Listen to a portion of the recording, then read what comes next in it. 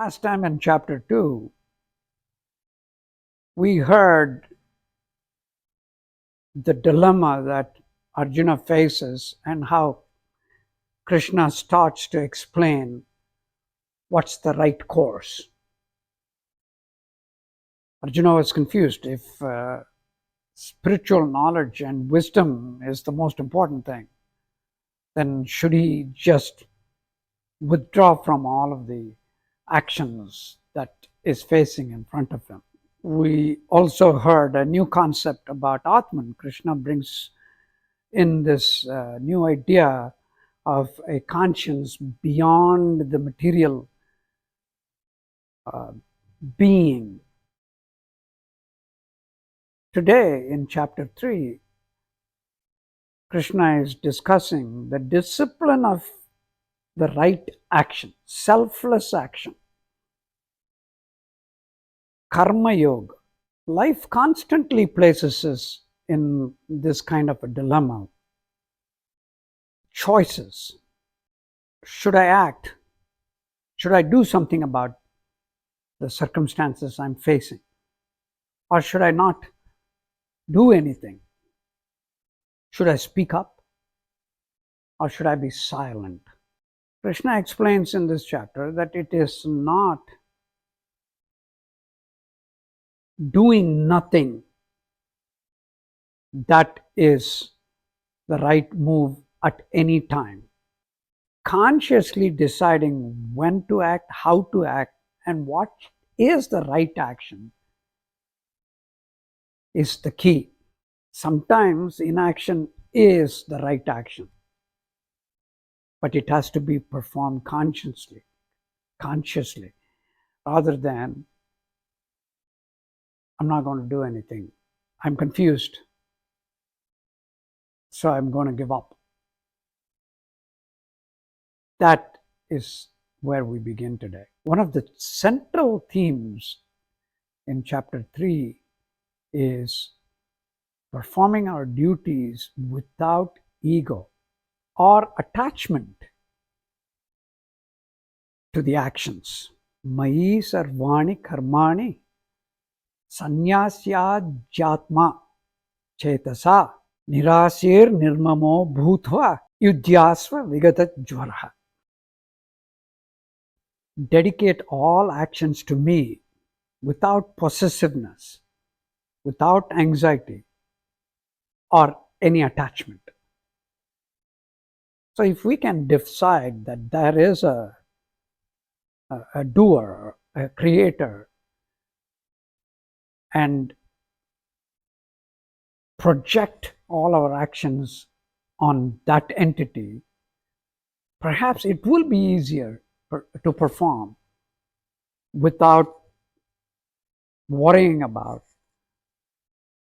the repercussions or ego, I am doing it type of thing. So remove I, me, my. This reminds me of an exercise my father gave me when I was in my 40s. He was in his late 80s.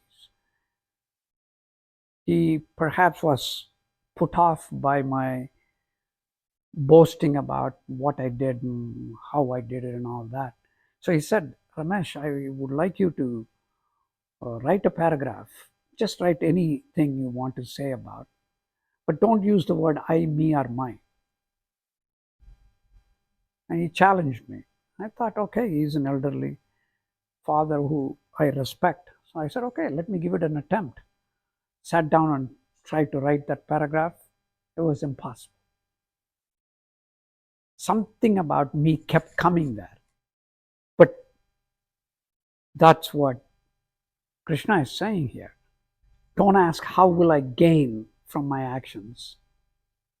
Just ask, what can I contribute? So work, karma, becomes meaningful when it is done thinking about something beyond gains. Specific task may be different, but the spirit should be exactly the same, or to be thought of as service. I think it's a beautiful idea. Is it easy to practice? Perhaps with practice, with uh, training, one could achieve that. And what Gita guarantees, based on perhaps a lot of wisdom gained through experience in the society, is that such a practice will lead to purer actions and less frustrations. Arjuna has a, a question right here. Okay, then let's see, people are doing this as service mostly, but what makes others, people who can't do that, do the wrong things? Once again, Krishna brings up the concept of this hierarchy in psychology. Kama esa, krodha esa, rajoguna samadbhava, and so on. Remember that chain that we talked about last time. Desire, excessive desire, frustration from unable to fulfill that desire, which goes to anger and all that kind of kamaha kamha, krodho bijayate. That was in chapter 2. Very similar concept. So Krishna is stressing that that's what makes people do wrong things. This vicious chain of actions starting from desire. Krishna explains here, the senses interact with the world, the environment. The mind then decides on what emotions should be attached to those senses. The intellect determines the will, that it judges and says, this is a good thing to do, this is not a good thing to do. And beyond that is the Atman, the higher conscience. Just like in math, if you look at a very intricate, complicated theorem and you look at the proof is very logical in its steps. But never a mathematician comes up with that proof in that order. Often he or she comes up with it in the reverse order. In other words, the final answer to how step by step the final answer would have come from where would have this come from, and so on, and then puts it to you in the right sequence.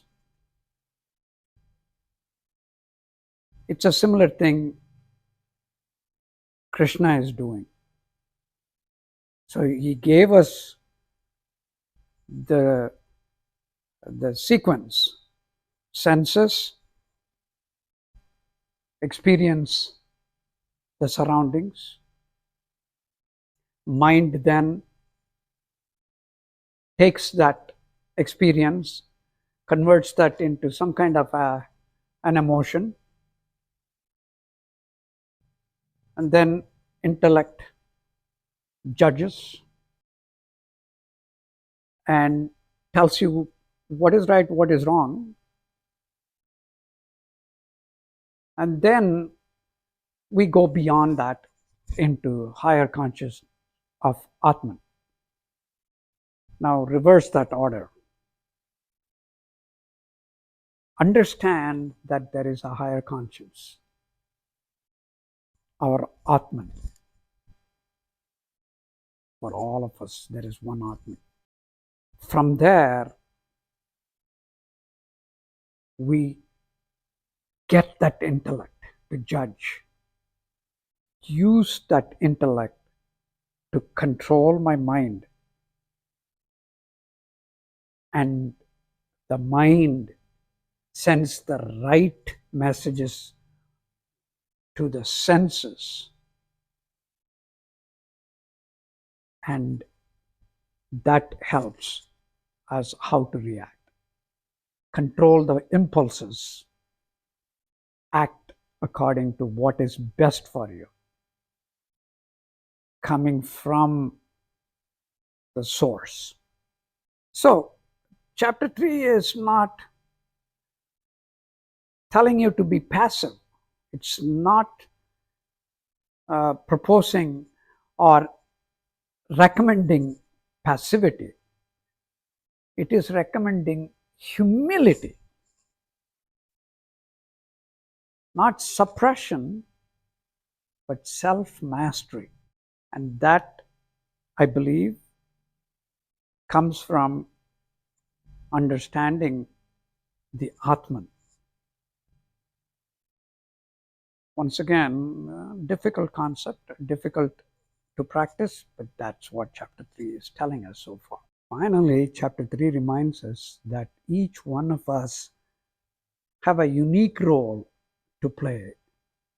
Comparison of one's path with another one person's path will only lead to suffering, dissatisfaction. In fact, it underscores that performing what is the right path for you, something that you know is your calling, less efficiently is better than performing someone else's path perfectly. It's a very interesting concept. Just the opposite of most of the elite society does to their children, put them in a slot. You will become this. But if you ask that individual may not want to become that. But then they become a perfect whoever you wanted them to be. Krishna or Bhagavad Gita here in chapter 3 very clearly says that is not the best thing to do.